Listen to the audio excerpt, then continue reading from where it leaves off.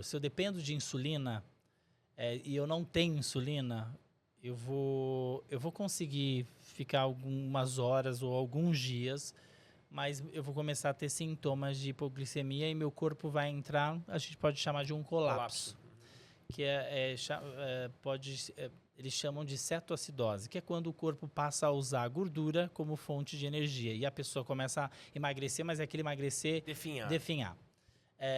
Se a pessoa tem diabetes tipo 2, né, e ela toma comprimido, ela vai continuar, se ela não tiver o comprimido, ela vai ter alteração glicêmica. Se ela tiver a produção de insulina, ela pode apresentar alguns sintomas, mas isso a longo prazo ela vai também ter complicações, seus órgãos vão continuar sendo afetados.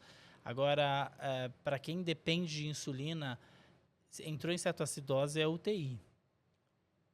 É UTI, é coma.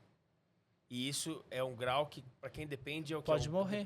Dependendo assim... se ela é insulino dependente. Tipo. Não, se ela é insulino dependente, se ela precisa de insulina, ela não tem produção de insulina. Se ela não tem insulina para aplicar, você vai se você não correr contra o tempo, seu corpo vai parando. Desfalecer.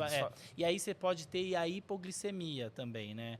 Se você ficou muito tempo sem comer, depende. Se a pessoa tomou insulina demais, né, por exemplo, e começa a ter uma queda, porque ninguém fala, a gente só fala de glicose alta, né, glicose baixa. Hoje a gente fala mais, mas na minha época ninguém me explicou que eu poderia ter uma uva passa, não é aquele raisins, aqueles docinhos que tem que comer, andar com a gente sempre fala ou 7, ó, eu vou mostrar aqui pro pessoal. Aí, ó. Aqui, ó. Você pega 3 balinhas dessa aqui, ó. 3 balinhas moles. Isso aqui é o suficiente. 15 gramas de carboidrato você precisa. Carboidrato simples para tratar a hipoglicemia. Em criança isso muda porque depende muito do peso, do tamanho dessa criança. Mas em hipoglicemia a pessoa pode perder a consciência, entrar em convulsão, e é como a gente precisa de energia, né, para poder funcionar tudo. O cérebro, o olho, a visão, a boca, a fala e tal. Quando você está entrando em hipoglicemia, é a sensação que você está alcoolizado. Porque você começa a falar devagar, o seu reflexo você perde, vai perdendo com o tempo. Já aconteceu comigo uma hipoglicemia grave em que eu perdi a visão. Apagou. Eu abri o olho e não enxergava nada. Nossa. Por quê? Como se não tivesse mais energia. Sim, o shutdown, né? O cérebro é automático assim. Então vamos desligando o que dá para desligar. Caramba! E aí, por isso que é tão importante a gente não associar o diabetes a doce. Porque é óbvio às vezes precisa do doce, justamente. E quando a gente fala do açúcar em si, é claro que o açúcar associado a outros alimentos e ao estilo de vida dessa pessoa, né?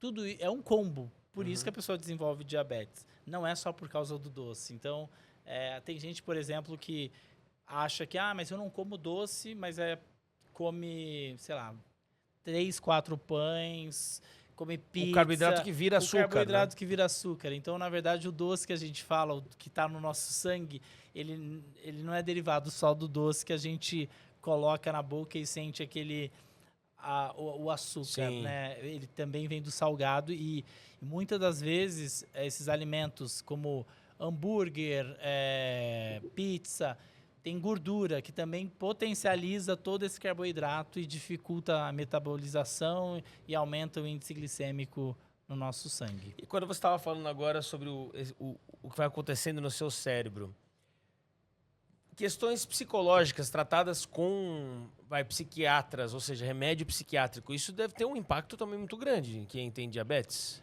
Os remédios, não. Acho que não. O tratamento, a saúde mental é muito importante. Claro, porque, assim, se quem você tem diabetes, pânico, se você tem diabetes, você tem 2 vezes mais chances de ter problemas como ansiedade e depressão. Ao mesmo tempo em que a ansiedade e depressão ela está associada e dificulta também o tratamento do diabetes, porque a gente está falando de autocuidado. Como você fala de autocuidado para alguém que não tem depressivo? Por exemplo, quando eu recebi o diagnóstico de diabetes, eu tinha 21 anos de idade, eu tinha acabado de descobrir que eu era gay. Mas eu estava me descobrindo que eu era gay. E eu vivia um conflito interno, porque eu tinha medo na televisão de falar que eu era gay, de alguém descobrir. Ou seja, isso é muito mais importante para minha existência do que uma doença crônica. Eu não tinha como eu cuidar de uma doença crônica. Eu não estava nem preparado. O emocional estava muito mais abalado do que qualquer diabetes que você tivesse. Por isso que é tão importante falar sobre saúde mental. Por quê? Como que eu vou cuidar de uma doença crônica que exige tanto, né? Exige cuidado toda hora. Você percebe que eu estou fazendo alguma coisa e tomando decisões pensando em diabetes. Sendo que tem algo que está relacionado à sua existência, a quem você é, que você não consegue resolver. Uma doença crônica passa a ser algo secundário. Entendi.